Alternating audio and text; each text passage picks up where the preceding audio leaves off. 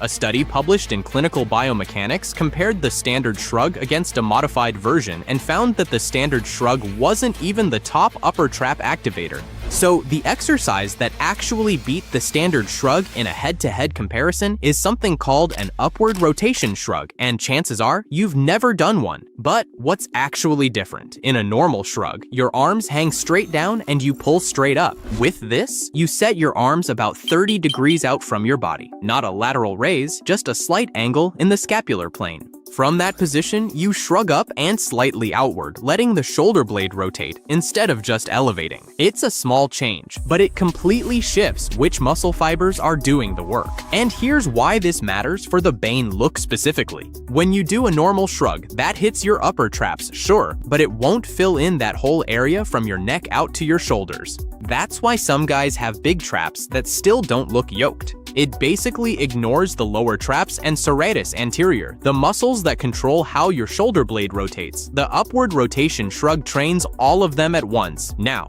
grab dumbbells or a band, set that 30-degree angle, and keep your neck totally neutral. The moment you start craning your head forward to squeeze out another rep, your cervical spine takes the load instead of your traps, and that's not training, that's an injury waiting to happen. Then, shrug up and slightly out. Pause at the top and control it back down. Don't just drop your shoulders. That lowering phase is where a lot of the growth stimulus comes from. Throwing it away by letting gravity do the work is leaving results on the table. One thing to watch out for as the set goes on, your arms will want to drift higher. By rep 8 or 9, a lot of guys are basically doing lateral raises without realizing it. The moment that happens, the load shifts off the traps and onto the delts. Your elbow angle stays locked from the first rep to the last. If you can't maintain it, the weight is too heavy. Do 2 to 4 sets of 12 to 20 reps. When you can hit 20 clean reps, add a small amount of weight. After all, without progressive overload, you'll never get those Bane traps. Now, a separate study, this one published in the Journal of Orthopedic and Sports Physical Therapy by Ekstrom and colleagues, tested multiple high-intensity shoulder exercises. The one exercise that beat everything else they tested for upper trap activation is a unilateral dumbbell shrug, one arm at a time. And that surprised a lot of people because it looks like the simplest exercise in the gym. A guy standing next to a rack, one dumbbell, and shrugging. Nobody's filming that for Instagram. But science doesn't care what looks impressive. It cares about what builds the most muscle. When you shrug with both arms on a barbell, your stronger side takes over. You don't feel it, but it definitely happens. Remove one hand and that's gone. One trap, one dumbbell. No way to cheat it. It's actually the same reason Bulgarian split squats destroy regular squats for leg development. Take away the crutch and the target muscle has to do.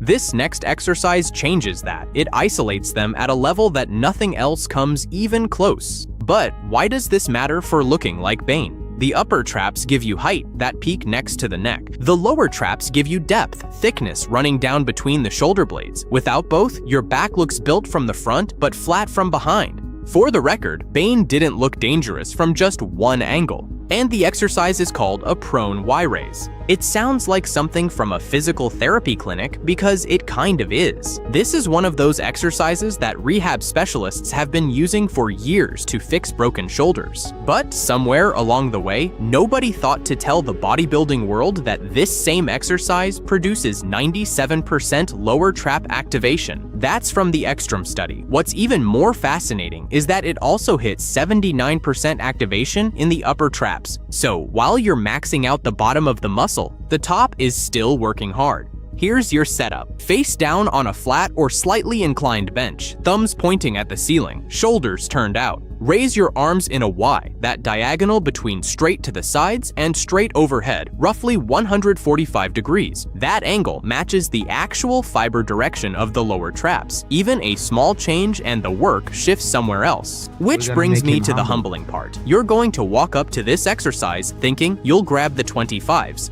Well, you won't. Most guys start with 5s. Some start with nothing. Also, one cue that changes everything. Think about pulling your shoulder blades into your back pockets as your arms come up. Blades first, arms follow. The moment you lose that and start swinging, your front delts steal the rep and the lower traps get a free ride again. Pause at the top. Lower it slowly. Let the blades spread fully at the bottom before you go again. That stretch isn't rest, it's a setup for the next rep. Do 3 to 4 sets for 13 reps. And it might sound like I'm insane, but I'll explain it. Trust me. Didn't I say earlier that the standard shrug isn't the best upper trap activator? I did, and that's true. The upward rotation shrug beats it for activation, but here's what activation numbers don't tell you: how much weight you can move.